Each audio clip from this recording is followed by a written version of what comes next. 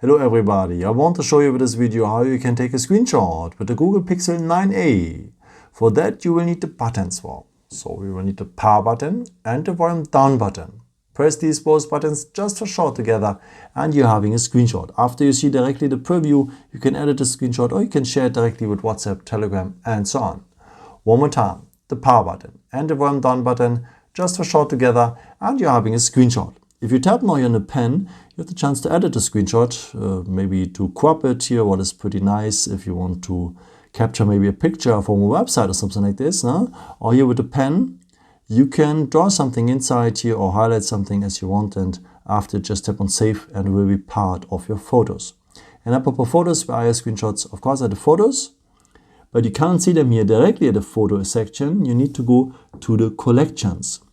And you will have an own folder only for your screenshots. Pretty nice.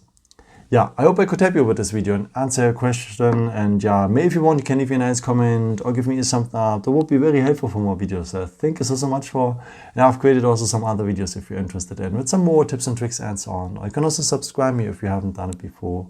Thank you so much for all your support, and yeah, maybe until next time. Ciao.